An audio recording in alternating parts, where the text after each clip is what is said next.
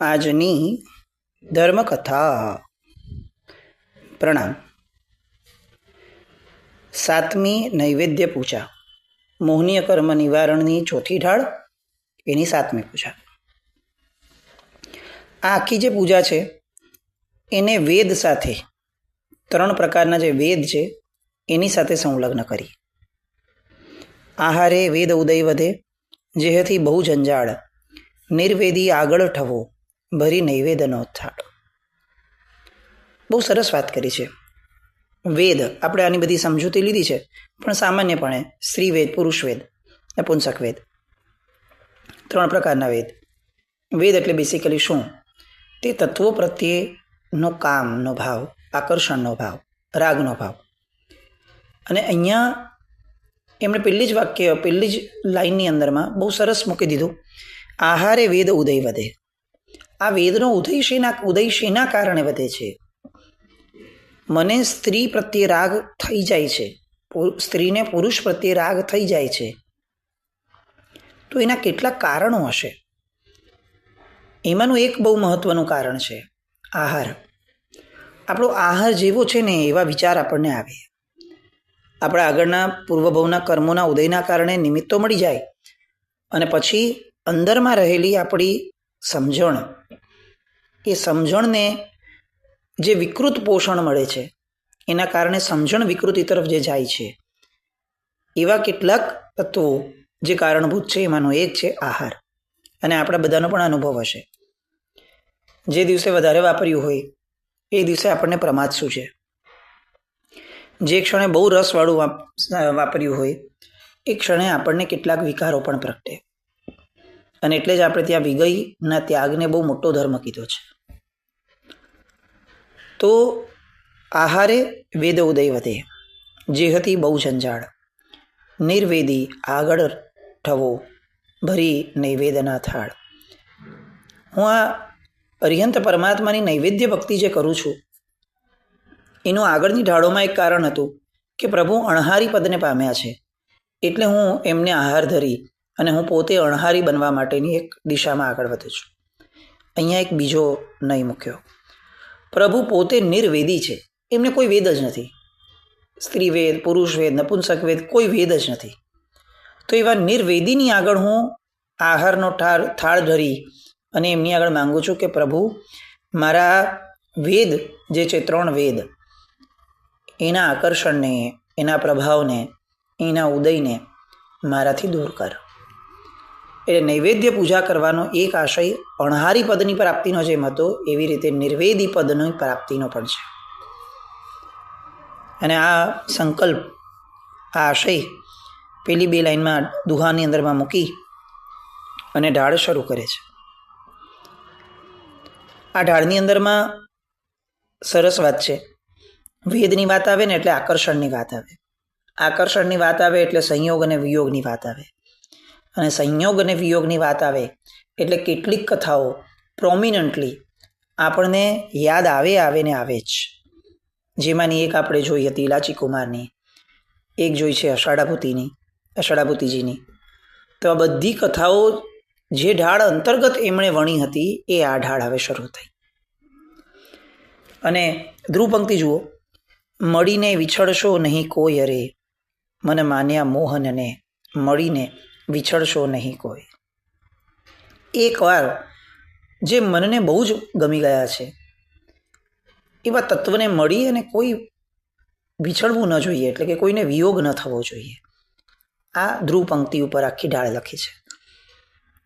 અંદર કથાનકોના ઘણા બધા ભાગો આવી રીતે મૂક્યા, આવશે આગળ. પણ આ ધ્રુવ પંક્તિનો મૂળ આશય એ નથી કે પંડિત વીર વિજયજી મહારાજ સાહેબને વિયોગનો વિરોધ છે. એમને એવા સંયોગોનો વિરોધ છે કે જે સંયોગો અંતે વિયોગમાં પરિણમવાના જ છે. એમને એ સંયોગનો પક્ષપાત છે કે જેનો ક્યારેય વિયોગ ન થઈ શકે.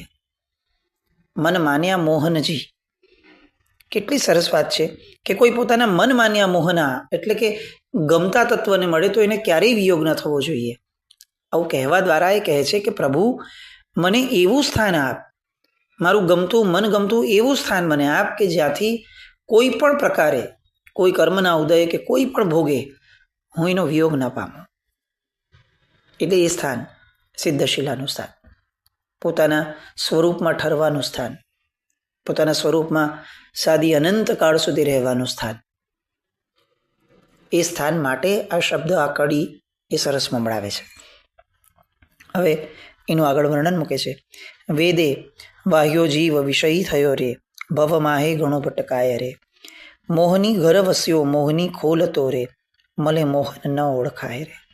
કેટલી સરસ વાત છે. હે ભવ્ય લોકો, મનના માનીતા એવા મનમોહન પ્રભુને મેળવ્યા છે, તો હવે એને ક્યારે છોડશો નહીં. કેમ ન છોડજો? કારણ કે એમના વગર આપણે ઘણા કષ્ટ ભોગવ્યા છે. જુઓ, આ 3 વેદનો ભોગ જે બન્યો છે ને માણસ, એ દરેક વ્યક્તિ વિષયના લોલુપ થયો. એના લીધે એ ભવમાં કેટલું ભટક્યો. એ હંમેશા મોહનીયના કારણે મોહના ઘરમાં જ રહેવા માંડ્યો. એને કદાચ આ મનમોહન પ્રભુ મળી પણ ગયા હોય તો પણ એમને ઓળખી ન શક્યો. કેમ? મળ્યા તો પણ ઓળખી ન શક્યો ના. કેમ? કારણ કે ત્યારે વેદનીયનો ઉદય હતો. એટલે આ વેદનીય મોહનીય કર્મએ શું કર્યું? તો કે મળેલા વ્યક્તિની પણ ઓળખાણ ન થવા દીધી. અને એટલે જ સાહેબ અહીંયા પ્રાર્થના કરે છે કે આવી રીતે કોઈને એકવાર મળ્યું હોય પોતાનું મનગમતું પાત્ર તત્વ, તો એનો ક્યારે વિયોગ ન થશો. કેટલી મસ્ત વાત છે. આમ રોમાંચક રીતે આપણને કેટલી સરસ રીતે પ્રભુ તરફ વાળી દે છે. મનગમતો ભરથાર કોણ, મનગમતું પાત્ર કોણ હોવું જોઈએ, એની પણ પ્રેરણા મૂકી. પ્રીતિ એના પ્રત્યે જ કરવાની કે જે ક્યારેય આપણી પ્રીતિને તોડે નહીં. રાગ એના પ્રત્યે જ કરવાનો કે જે નિરાગી હોય, કે જે ક્યારેય આપણા રાગને ઓળખે નહીં. આ બધી વાતો સરસ મજાની જે દેવચંદ્રજી મહારાજ, આનંદગંજી મહારાજા આ બધા કરી ગયા, એને સાવ આપણી તળપદી ભાષાઓની અંદરમાં આપણને સમજાય એવી રીતે પૂજ્ય વીર વિજયજી મહારાજ સાહેબ અહીંયા ઢાળમાં રચી છે. જે ગુણ શ્રેણે ચડ્યા, વેદ ઉદયે પડ્યા, અષાઢાભૂતિ મુનિરાય રે, ઈમ અનેક તે ચૂક્યા, તપબળ વને મૂક્યા, શક્યા નહીં વેદ છુપાય રે. કેટલા બધા આવા દ્રષ્ટાંતો. એની વાત અહીંયા અષાઢાભૂતિ મુનિના દ્રષ્ટાંતના આલંબનથી કરે છે કે જે બધા ઊંચી ગુણ શ્રેણીએ ચડી ગયા હતા, ઉચ્ચ ગુણોના ધારક હતા, પણ એમનો વેદનો ઉદય થયો અને એ ગુણ સ્થાનકેથી, એ ગુણેથી એ જે સ્થિતિને પામ્યા હતા એ બધી સ્થિતિએથી પોતે નીચે પતિત થયા પડ્યા. અને આવા બધા લોકો આટલા ઊંચા ગુણ સ્થાનકે પહોંચ્યા છતાં પોતાના વેદના ઉદયને દબાવી ન શક્યા. અને એના લીધે પોતે પોતાના ચારિત્રથી, અંદરના નૈશ્ચિક ચારિત્રથી અને અંતે બહારના વ્યવહાર ચારિત્રથી પણ ચૂકી જાય છે.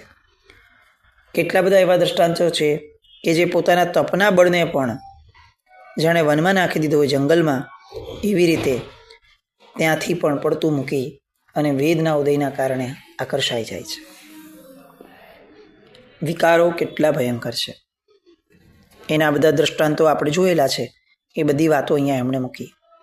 મહાનિશિથે કહ્યા, ભવ બહુલ લયા, વેદ ઉદય રૂપી રાય રે, વેદ વિલુદ્ધા પ્રાણી રે, કરે સંપદ હાણી રે, રાવણ નામે નમે સીતાના પાય રે. મહાનિશિત સૂત્રમાં કીધું છે કે રૂપી અને રૂકમી રાજાની વેદના કારણે એને કેટલા બધા ભવ કરવા પડેલા. આપણે એ કથા જોઈ છે. વેદના ઉદયને વશ થઈ અને સ્ત્રીમાં આસક્ત જીવો એ પોતાની આબરૂને પણ હાનિ પહોંચાડે છે. જુઓ, આસક્તિના કારણે જ 3 ખંડનો વિજેતા હતો રાવણ, પણ સીતાના પગમાં પડતો હતો. આ મોહનીય છે. માણસ પોતાનું પદ ભૂલી જાય, માણસ પોતાની ગરિમા ભૂલી જાય, પોતાનું સ્ટેટસ ભૂલી જાય, હું કોણ છું એ પણ ભૂલી જાય. અને જેના પ્રત્યે આસક્ત થયો છે, બસ એના માટે ગમે તે ભોગે એને પ્રાપ્ત કરવી છે.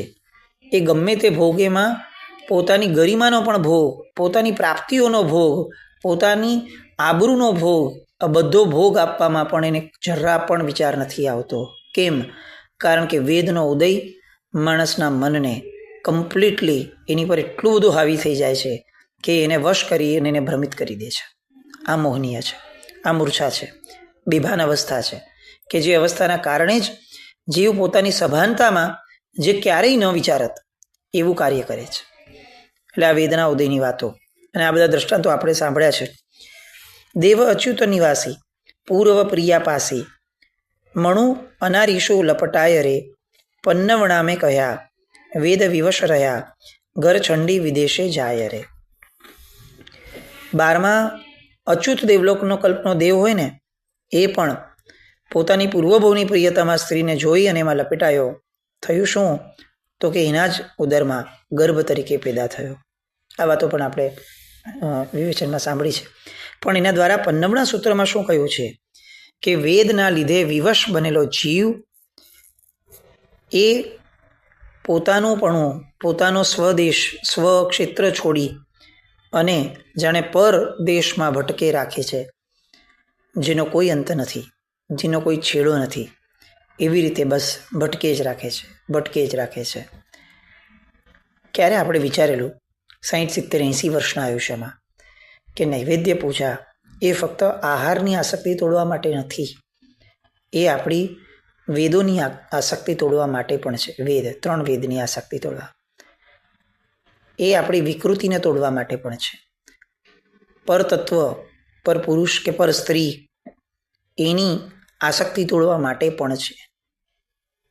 આવો નહીં આપનારા એવા વીર વિજયજી મહારાજ સાહેબ આપણને ઘણીવાર એમ થાય કે દેરાસરે જતી વખતે ઘરેથી નીકળીએ ને ત્યારે આવા બધા આશયો આપનારા વીર વિજયજી મહારાજ સાહેબને યાદ કરી એમને પગે લાગીને નીકળશું તો ક્યાંક દેરાસરની અંદરમાં જઈને આવા ભાવો, એમના જે ઉચ્ચતમ ભાવો છે એનો કોઈક અંશ આપણને પણ સ્પર્શશે. ઉપકારીના ઉપકારને યાદ કરવાની આ ક્ષણો આપણે ચૂકવી ન જોઈએ. કેટલી ઉત્તમ વાત આપણી સામે મૂકી. આગળ કહે છે ગળે ફાંસો કરે જંપાપાત કરે માત પિતા શું ન લજાય રે વેદ ત્રિહુ ઉદયાણે નવે મેં ગુણ ઠાણે મિથ્યા તે નપો બંધાય રે. હવે અહીંયા પ્રકૃતિની વાતો કરે છે. આસક્ત જીવો કેવા હોય તો કે જ્યારે એને વેદનો ઉદય થાય, એટલે કે સામા તત્વ પ્રત્યેની આસક્તિનો ઉદય થાય છે, એ સમયે એ શું ન કરી શકે તો કે કંઈ પણ કરવા માટે પ્રેરાય. છેવટે ગળે ફાંસો ખાવા માટે પણ એ પ્રેરાઈ જાય છે. પર્વત ઉપરથી જંપાપાત કરીને પ્રાણ ત્યજવા માટે પણ એને કશો જ વાંધો નથી આવતો. આવા જીવોને પોતાના મા બાપની પણ શરમ નડતી નથી. ઇલાચી કુમારની વાત આપણે જોઈ છે. આ 3 વેદ, સ્ત્રીવેદ, પુરુષવેદ અને નપુંસક વેદ, આ ત્રણેયનો ઉદય ક્યાં સુધી છે તો કે 9મા ગુણ સ્થાનક સુધી છે. અને બંધમાં નપુંસક વેદ પહેલા મિથ્યાત્વના ગુંઠાણે હોય ત્યારે જ બંધાય. મુદ્દો આ છે કે આપણે આ વેદની આસક્તિઓના કારણે અનંત ભવોથી ફક્ત ને ફક્ત ભટકે જ રાખે છે. આ અનંત ભવમાં કેટલી વાર આપણે નૈવેદ્ય પૂજા પણ કરીએ છીએ, પણ ક્યારે આ આશયને આપણે સેવ્યો નથી કે પ્રભુ તારને નૈવેદ્યનો થાળ ધરાવવાથી તારી આગળ માંગણી એ કરું છું કે તું નિર્વેદી છે, તું નિર્વેદ છે, એટલે તને નિવેદ ચડાવું છું. કેટલો સરસ ભાવ. આગળ કહે છે નવમ દુજા સુધી પુરુષ પ્રિયા બંધી હવે સત્તાથી છેદાય રે નર નપુંસક નારી નવમેથી હારી ષટ 3ને ચોથાને ભાય રે. પુરુષવેદ અને સ્ત્રીવેદ એ 9મા અને બીજા ગુણઠાણા સુધી બંધાય. પુરુષવેદ, નપુંસક વેદ અને સ્ત્રીવેદ એ ત્રણેયની સત્તા જે છે, એટલે કે અંદર જે પડ્યું હોય તે અનુક્રમે 9મા ગુણઠાણાના 6ઠા, 3જા અને 4થા ભાગે ટળી જાય છે. એટલે ઇન શોર્ટ, બહુ સામાન્ય શબ્દોમાં કહીએ તો કે આ 9મા ગુણ સ્થાનકે ટળે છે. એની વાત જે આગળ કહી હતી એને અહીંયા થોડી માઇન્યુટ ડિટેલમાં એમને જણાવી. નરિત્વથી નપુ જોડી સાગર કોડા કોડી રે 10 પન્નર વિષ કહાય રે વેદે જડ્યો નડ્યો સંસારી ઘડ્યો નિર્વેદી ચડ્યો નહીં છાય રે. બહુ સરસ વાત. પુરુષ વેદનો 10, સ્ત્રીવેદનો 15 અને નપુંસક વેદનો 20 કોડાકોડી સાગરોપમનો ઉત્કૃષ્ટ સ્થિતિબંધ હોય છે. આવા વેદથી ભરેલો એવો હું ભગવાન આ સંસારમાં ભટકતો રહ્યો છું અને આજ સુધી મને ક્યારેય નિર્વેદી એવા પ્રભુજીની છાયા સાંપડી નથી. કેવી વાત. એક બાજુ શાસ્ત્રકાર ભગવંતો એમ કહે છે કે આપણે મેરુ જેટલા ઓઘા લીધા તો પ્રભુ તો મળ્યા જ હશે, પ્રભુ મળ્યા હશે તો આપણે આવી નૈવેદ્ય પૂજાઓ કરી જશે. અને બીજી બાજુ આવી વાત છે કે પ્રભુ તું મને તારી છાયા પણ મળી નથી ક્યારેય, તું તો જવા દે, તારી છાયા પણ મને મળી નથી. આ બે ઊંધી વાતો, અલગ ભિન્ન વાતો, વિપરીત વાતો આ કઈ રીતે શક્ય બને? આ એ રીતે શક્ય બને છે કે જેમાં મળવા છતાં મળી નથી શક્યા, મળવા છતાં ઓળખી નથી શક્યા, એ વાતને અહીંયા યથાર્થ કરે છે. પ્રભુ બહારથી તો તું કદાચ મને કેટલાય ભવોમાં મળ્યો હોઈશ, પણ હું તને ઓળખ્યા વગર જ મેં તને બચી રાખ્યા. એના કારણે શું થયું? તો કે મળ્યા ન મળ્યા બધું એક સમાન થયું. અને કદાચ હું એમ કહું કે તું મને મળ્યો જ નથી તો એ વાત પણ ખોટી ન સાબિત થઈ શકે. આપણો આ ભાવ એ આવી કેટેગરીમાં લઈ જવો છે કે નહીં, એનો નિર્ણય આપણે કરવો પડે. પ્રભુ મળ્યા તેમ છતાં ન મળ્યા, આ તો કેવી નાલેશી થશે. ક્યાંક આવતા ભવોમાં જઈએ દેવલોકના કે કોઈક ભવોમાં, અને કોઈ જ્ઞાનીઓ સાથે બેસ્યા હશું અને આપણે પૂછશું અથવા આપણને જ્ઞાન થશે ને આપણે જોશું કે ભાઈ મને પ્રભુ મળ્યા હતા, તેમ છતાં આ ભવ આખા ભવ દ્વારા 70-80 વર્ષના આયુષ્ય દ્વારા અમે મેળવીશું અને જો બહુ મોટું શૂન્ય દેખાય, કેવો અફસોસ થશે. મેં કંઈ ન મેળવ્યું, કેમ ન મેળવ્યું? અને ત્યારે ખબર પડશે કે પ્રભુને ઓળખવાનો જ પ્રયત્ન ન કર્યો, બસ એમને પૂજી રાખ્યા, લોલે લોલ બધું જ ચલાવી રાખ્યું. એમને તત્વથી જાણવાનો, એમના તત્વને સમજવાનો અને એ તત્વ દ્વારા તત્વ નિર્ણય કરવાનો, આ 3 કામ માટે જે મને મનુષ્ય ભાવ મળ્યો હતો, એ મનુષ્ય ભાવમાં મેં એ જ કામો ન કર્યા, બાકી બધા જ કામો કર્યા. મેં ધર્મ પણ કર્યો, પણ આ રીતે ન કર્યો. આવું કંઈક દુઃખ લઈ અને ભવાંતરની અંદરમાં આપણે ન જવું પડે તો હજી આપણી આગળ કેટલોક સમય તો છે. છેલ્લી ઘડીમાં સાહેબ કહે છે કે અબતું સ્વામી મળ્યો, નર ભવ જ ફળ્યો, નૈવેદ્ય પૂજા ફળદાય રે, શ્રી શુભ વીર હજુરે, રહ્યો આનંદ પૂરે, ભવ વેદન વિસરી જાય રે. બસ આ ભવની અંદરમાં ભગવાન હવે હું સંકલ્પ કરું છું કે તું મને સ્વામી તરીકે મળી ગયો છે. તું મળ્યો તો છે જ, તો આની પહેલાંના ભવોમાં ઘણી વાર મળ્યો છે, પણ હવે તું મળ્યા પછી મને સફળ થાય એવી રીતે મળ, એવી રીતે મારે તને મળવું છે. આ આખો સંકલ્પ રજૂ કરે છે. અને છેલ્લે કેમ છે કે મને લાગે છે કે પ્રભુ આ નૈવેદ્ય પૂજાનું ફળ જ આ છે. અથવા બીજા પરિપ્રેક્ષમાં નૈવેદ્ય પૂજા કરો તો આવું ફળ મળી શકે. નિર્વેદની પૂજા એ નૈવેદ્ય પૂજા ફળદાય રે. અને છેલ્લી 2 લાઈનમાં કહે છે કે હવે શ્રી શુભ એવા વીર પ્રભુ આપના પ્રાપ્તિના આનંદમાં છલકાતો એવો હું હવે એવું કહું છું કે પ્રભુ મારું ભવ વેદન વિસરી જાય રે. હવે તું મને મળ્યો, મારાથી ક્યારેય દૂર ન થતો. એ ઇલાચી કુમાર હતો કે જેને પોતાની પ્રિયતમાને મળવા માટે પોતાનું સર્વસ્વ દાવ પર લગાડી દીધું. એ અષાઢાભૂતિજી હતા કે જેને વેદનો ઉદય થયો અને 2 સન્નારીઓ, 2 સ્ત્રીઓ એની પાછળ પોતાનું ચારિત્ર મૂકીને નીકળી ગયેલા. એને પોતાના ગુણઠાણાનો વિયોગ થયો હતો. પ્રભુ મને તું મળ્યો છે, મારો મનગમતો તું મને મળ્યો છે, હવે ક્યારેય મને તારો વિયોગ ન થાય એવા ભાવ અને એનાથી આગળ વધીને એવી વિચારધારા મારી કર. આપણે હંમેશા છે ને આવી પ્રાર્થનાઓ કરવામાં બહુ શુરા હોય છે, કારણ કે આ અંતે ટેકનિકલી તો શબ્દોની રમત છે. કોઈ આમ બહુ સારી શબ્દોની વાતો કરતું હોય તો આપણને એમ લાગે કે મને બહુ સારા ભાવ આવ્યા હતા. ભાવ કેવી રીતે આવ્યા હતા? આ તો વિચાર હતો કે નહીં એ પણ પ્રશ્ન છે. ભાવ તો એ છે કે જે અંદરમાં સ્થિર થાય, ઠરીઠામ થાય, અને એવા ઠરીઠામ થાય કે એના વગર ચાલે નહીં. આ કક્ષા તો આવી જ નથી, અને તેમ છતાં હું ડોળ કરું છું કે મને ભાવ આવ્યા હતા. ભગવાન અહીંયા મને આ સ્પષ્ટતા અને વેધક સ્પષ્ટતા મને આપ કે મને કોઈ પણ પ્રકારે આ મારું ભવ વેદન વિસરી જાય. આવી પ્રાર્થનાની શબ્દોની રમત નથી જોઈતી. મને આ શબ્દો મારામાં ચરિતાર્થ થાય એ જોઈએ છે. બહુ વાતો કરી, બહુ સાંભળ્યું, બહુ સારી સારી વસ્તુઓની અનુમોદના કરી, બહુ બધું બોલ્યું તારી સામે, પણ એ ફક્ત વાચિક અને કાયિક સ્તર ઉપર જ રહ્યું. એમાંનું એક પણ વસ્તુ ક્યાંય પણ મારા મનના, મારા ચિત્તના અને મારા અધ્યવસાયના પરિણામમાં ઘૂસ્યું જ નહીં. તો આવું બોલેલું તો વ્યર્થ છે, એ ક્યાં સફળ છે? અને નૈવેદ્ય પૂજા તો પ્રભુ હું સફળતા માટે કરું છું. તો મને એવી સફળતા આપ કે જેના કારણે મારામાં પરિણમન થાય. આ આવડો વરસાદ જે તારો પડી રહ્યો છે તારી કૃપાનો, એ મારા બહારના સ્તરની, મારી ભીતરની માટીની અંદરમાં ઉતરે, ભીનાશ મને અડે. આવું કંઈક મને આપ. આ મારી નૈવેદ્ય પૂજા થાય. આવું કહી અને છેલ્લે કાવ્યની અંદરમાં એમ કહે છે કે આપણને પ્રેરણા કરે છે કે હે શુભમતિવંત ભવ્ય આત્મા, મને અણહારી પદ મળો એવી વિચારણા અને ભાવનાપૂર્વક ઉત્તમ પાત્રમાં ઉત્તમ ભોજનના પદાર્થો એટલે કે નૈવેદ્ય ભરીને પ્રતિદિન ભાવપૂર્વક અને વિધિપૂર્વક તમે જીન મંદિરમાં પ્રભુને ધરજો.